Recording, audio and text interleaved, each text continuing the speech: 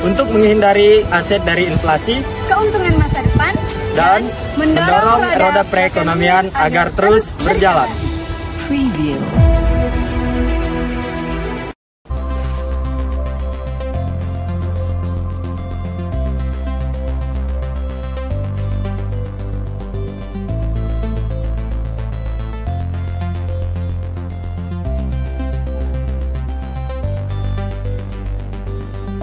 Investasi merupakan aktivitas penanaman uang atau modal serta aset berharga untuk tujuan memperoleh keuntungan di masa yang akan mendatang. Adapun jenis dari investasi itu sendiri, yang pertama investasi jangka pendek, di mana investor akan memperoleh keuntungan yang cepat. Umumnya investasi jangka pendek ini akan menghasilkan keuntungan dalam kurun waktu 1 sampai dengan 3 tahun mendatang. Kemudian investasi jangka panjang. Berbeda dengan investasi sebelumnya, investasi jangka panjang terbilang lebih lama dalam memperoleh keuntungan. Keuntungan akan mendapat cuan dalam kurun waktu 3 tahun, 5 tahun, hingga puluhan tahun mendatang.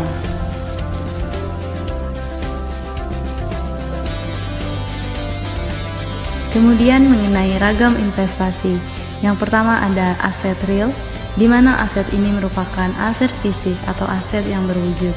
Nilai dari aset real cenderung meningkat dari tahun ke tahun. Kemudian ada aset finansial, di mana aset finansial adalah aset yang tidak memiliki wujud. Masing-masing memiliki karakter yang berbeda-beda.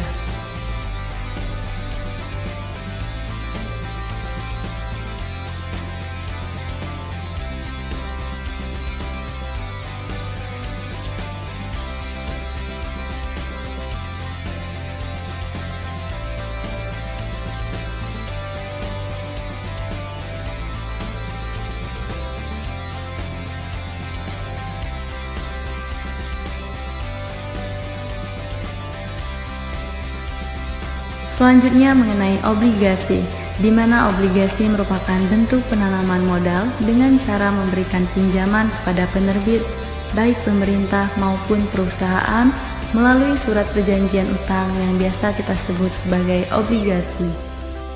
Adapun keuntungan yang didapat, investasi lebih aman, menerima keuntungan berupa bunga atau kupon, pendapatan yang terjamin, mendapatkan keuntungan bunga lebih besar. Berikut mengenai kekurangan dalam berinvestasi dalam obligasi. Asuransi.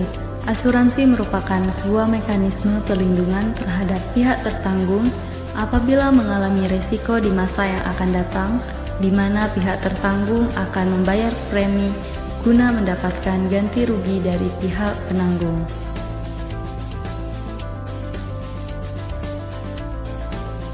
Kelebihan dari asuransi sendiri ialah 1. Asuransi untuk tabungan masa depan. 2. Membantu mengatur keuangan karena ada jumlah khusus yang perlu dibayarkan ke asuransi tersebut. Berikut mengenai kekurangan dari asuransi. Yang pertama, dana bisa hangus apabila premi tidak dibayar. Kedua, sebagian dana premi menjadi keuntungan dari perusahaan tersebut. Selanjutnya mengenai reksadana. Reksadana adalah wadah untuk menghimpun dana masyarakat yang dikelola oleh badan hukum yang bernama manajer investasi untuk kemudian diinvestasikan ke dalam surat berharga seperti saham, obligasi, dan instrumen pasar uang. Adapun berikut mengenai keuntungan dan juga kekurangan dalam berinvestasi di dalam reksadana.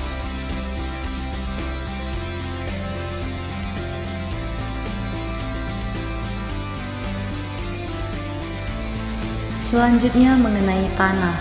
Tanah merupakan bentuk investasi dengan sarana berupa lahan atau tanah kosong, di mana investasi jenis ini kerap kali diartikan sebagai investasi jangka panjang, yang memanfaatkan kenaikan harga tanah untuk mendapatkan profit yang lebih tinggi. Adapun mengenai kelebihannya, harga tanah yang selalu naik, fungsi tanah yang fleksibel, aset jangka panjang yang menjanjikan, dan juga biaya perawatan yang terjangkau. Lalu mengenai kekurangannya sendiri, yang pertama butuh modal yang besar, kedua ada resiko tanah hilang atau diambil, dan ketiga sulit untuk dijadikan sebagai sumber penghasilan yang tetap.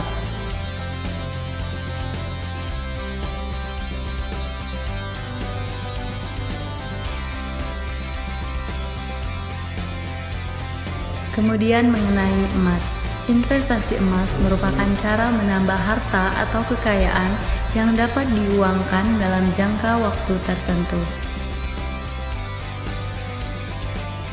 Keuntungan dalam berinvestasi emas sendiri ialah harga emas cenderung naik, nilai emas paling tahan terhadap resesi, emas mudah diuangkan, bisa dengan modal kecil, dan tidak ada biaya perawatan.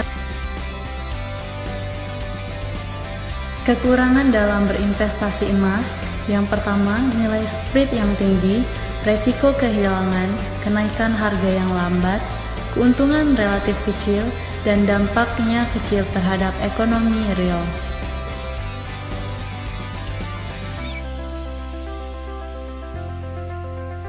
Selanjutnya mengenai saham. Saham dapat didefinisikan sebagai tanda penyertaan modal seseorang atau pihak badan usaha dalam suatu perusahaan atau perseroan terbatas. Dengan menyertakan modal tersebut, maka pihak tersebut memiliki klaim atas pendapatan perusahaan, klaim atas aset perusahaan, dan berhak hadir dalam rapat umum. Adapun mengenai keuntungan yang didapat, yang pertama dividen. Dividen merupakan pembagian keuntungan yang diberikan perusahaan dan berasal dari keuntungan yang dihasilkan perusahaan. Kedua, capital gain. Capital gain merupakan selisih antara harga beli dan harga jual. Capital gain terbentuk dengan adanya aktivitas perdagangan saham di pasar. Adapun mengenai resiko yang dapat diperoleh, yang pertama ada capital loss dan juga kedua ada resiko likuidasi.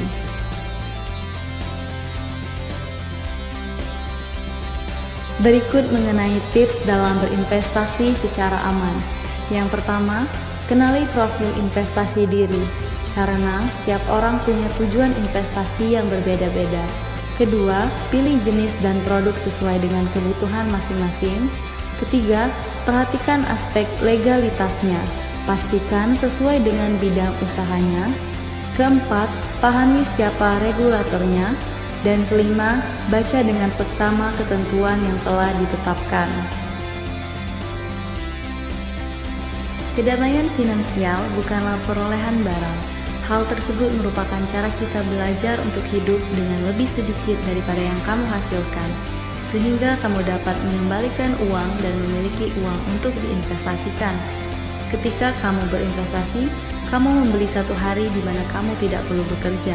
Investasikan diri kamu karena karir adalah mesin kekayaan. Dalam berinvestasi melalui kenceleng atau jumlah kecil bisa dilakukan dengan memilih instrumen investasi yang sesuai dengan kemampuan finansial dan juga tujuan investasi yang diinginkan. Seperti menabung melalui kenceleng ini yang dilakukan pada setiap hari dengan memasukkan uang 2.000 dengan jumlah target yang telah kita tetapkan. Dengan menyisihkan uang mulai dari 2.000, hal tersebut bisa membantu kita sebagai kaum mahasiswa untuk mulai berinvestasi saham.